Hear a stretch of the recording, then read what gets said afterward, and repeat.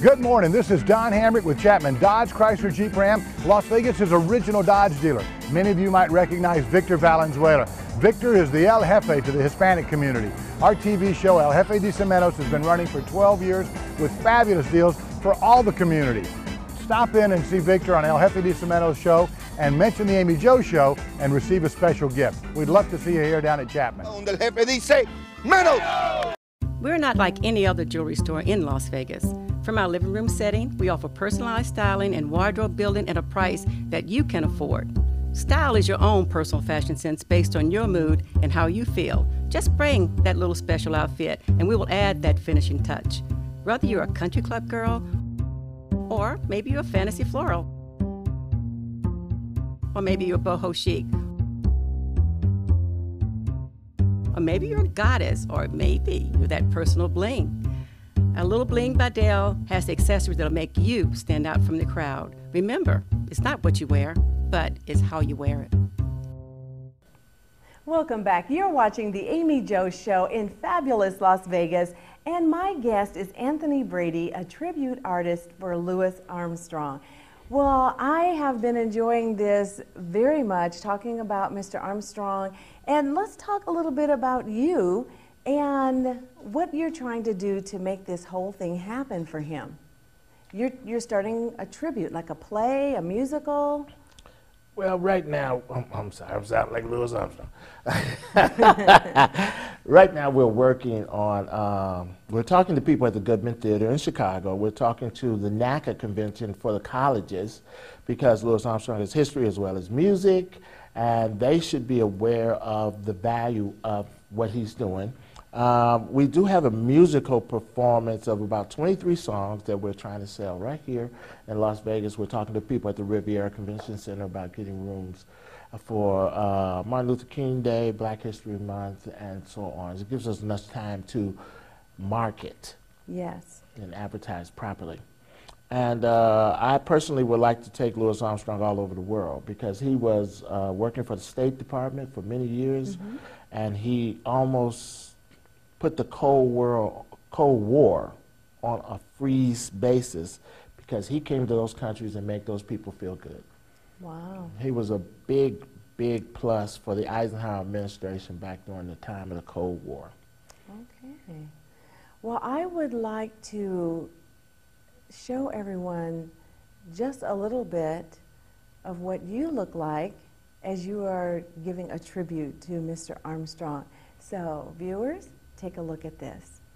Clouds of white, the bright blessed days, the dark sacred night. And I think to myself, sing it with me, come on. What a wonderful world.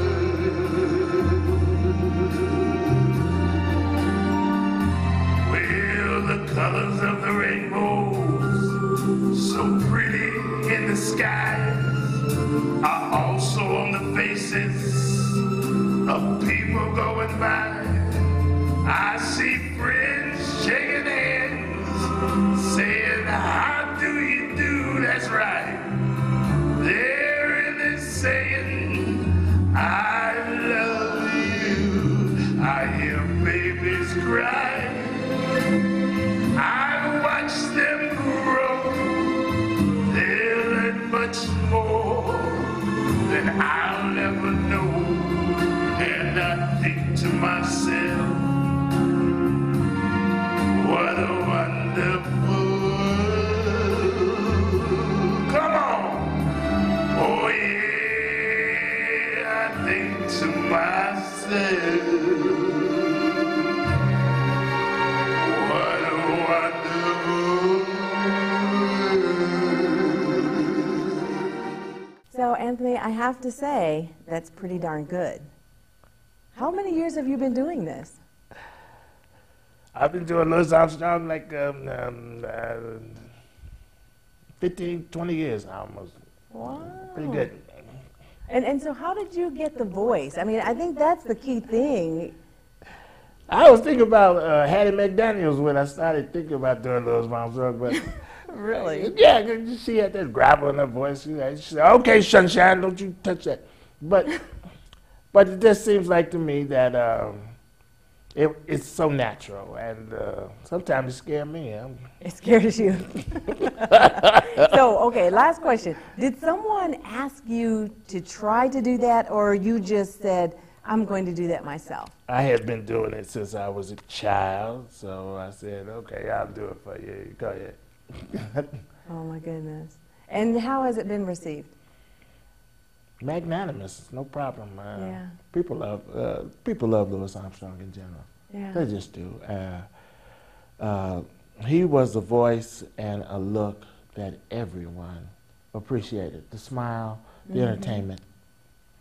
That man was tops. He was number 10 as far as entertainment is concerned. And 6 decades of the purity that is him. It's beautiful. And you mentioned that he really was a part of history and that his life really coincided with history. Can you expound on that a little bit more? Well, during the time of Louis Armstrong, there were no street lights. That came up. There were cars came along, 1903 Ford Motor Company. There were no billionaires to the birth. He came into birth, 1901. We were the richest country in the world. Beaumont oil explosion, 1903. Walt Disney, born 1903 in Chicago. Jack Johnson, 4 major wars. This is the life and times of Louis Armstrong. You know, civil rights. He told the President of the United States he's not doing anything for the State Department unless he straightened out that mess down in Arkansas in 1957. Really? He called him a two-faced coward. Oh, that's pretty gutsy. Yeah, that was pretty gutsy, big time. And he never talked against segregation until that moment. But also, one of the most major things I can say about Louis Armstrong was his music crossed people over the rope. Yes. In case you guys don't know what that means, there was a rope that stopped whites and blacks from standing next to each other. Louis Armstrong put them together, and this was before civil rights was known. So this is the 30s and the 40s. Right. They loved his music so much they didn't care who they stood next to. And you know what? So I often wonder why so many artists sing that song. Because first, the song is in space. They put a time capsule in space with that song in it particularly. Yes, but when you think about his life, how could he find that within himself to say what a wonderful world it was when most of it was very tragic at the very beginning? Because all he cared about was the good in life. Yeah, good lesson. That's all he ever cared about. His upbringing in New Orleans, he was black, it was segregation. He was not treated that way. Yeah. He loved the people in New Orleans. He loved people. He hated their ugliness, but he did not show it. He loved this country. This country meant everything to Louis Armstrong. He could have stayed over in France back in 1936, but he came back over here. Wow. Well, you know what? We've only got a few seconds left, and I did say we would try a little Hello Dolly, so if you started out, I'll try to chime in. I don't remember all the words, but I'll try to ad-lib. I'll try my best. Hello, darling, this is Louis, yes, darling. I'm mighty glad to have you back in town. You looking swell, darling. I can tell, oh, darling, she's glowing, she growing, oh, Amie Jo is going strong. I feel this room swaying while the band is playing. Where are they? An old-time favorite songs from way back when. So, Take a rap, fella. find her an empty lap, fellas. Amen. You never go away again.